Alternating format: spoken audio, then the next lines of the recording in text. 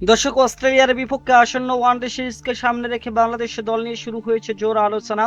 দীর্ঘদিন পর জাতীয় দলে ফিরতে পারেন এক তারকা অলরাউন্ডার। 4 পেসার ও 3 স্পিনারের সমন্বয়ে শক্তিশালী স্কোয়াড ঘোষণা করতে পারে বিসিবি।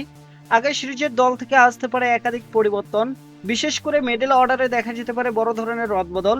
সব মিলে ঘরের মাঠে অস্ট্রেলিয়ার বিপক্ষে কেমন হতে পারে টাইগারদের সম্ভাব্য স্কোয়াড, সেটা জানবো আজকের এই প্রতিবেদনে। দর্শক, প্রায় 15 বছর পর অস্ট্রেলিয়ার বিপক্ষে দ্বিপাক্ষিক ওয়ানডে সিরিজ খেলতে নামছে বাংলাদেশ ক্রিকেট দল। দীর্ঘ প্রতীক্ষার অবসান ঘটিয়ে অবশেষে 6বারের বিশ্ব চ্যাম্পিয়নদের বিপক্ষে 50 ওভারের লড়াইয়ে নামার সুযোগ পাচ্ছে লিটন দাস ও মোস্তাফিজুর রহমানরা। তাই তো এই সিরিজকে ঘিরে জাতীয় দলের ক্রিকেটারদের মধ্যে কাজ করছে বাড়তি উৎসাহ এবং আত্মবিশ্বাস।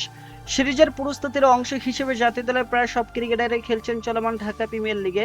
নির্বাচকরাও সেখানকার পারফরমেন্সের ওপর বিশেষ করে নজর রাখছেন, আর সেই পারফরমেন্সের ভিত্তিতে তৈরি হয়েছে অস্ট্রেলিয়া সিরিজের সম্ভাব্য স্কোয়াড। দর্শক, ধারণা করা হচ্ছে নিউজিল্যান্ডের সিরিজের দল থেকে কয়েকজন ক্রিকেটার জায়গা হারাতে পারেন, আবার নতুন কয়েকজন ক্রিকেটার পেতে পারেন সুযোগ। এই মুহূর্তে সবচেয়ে বেশি আলোচনায় আছেন মোসাদ্দেক হোসেন সৈকত।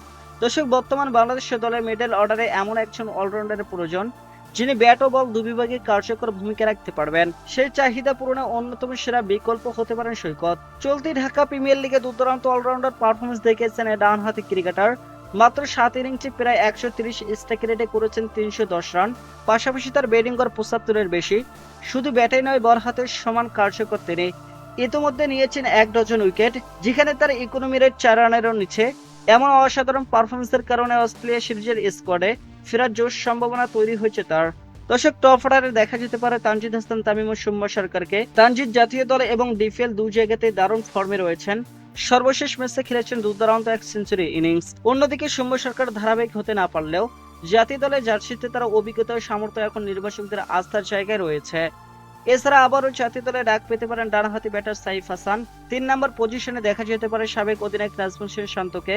অস্ট্রেলিয়ার মতো শক্তিশালী দলের বিপক্ষে ভালো ফল করতে হলে শান্তকে সামনে থেকে নেতৃত্ব দিয়ে বড় ইনিংস খেলতে হবে।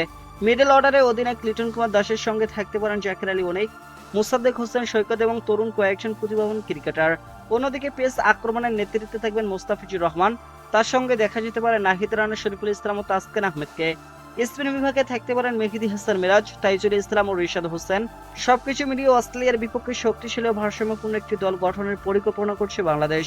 এখন দেখার বিষয় নির্বাচকরা শেষ পর্যন্ত কাদের ওপর আস্থা রাখেন।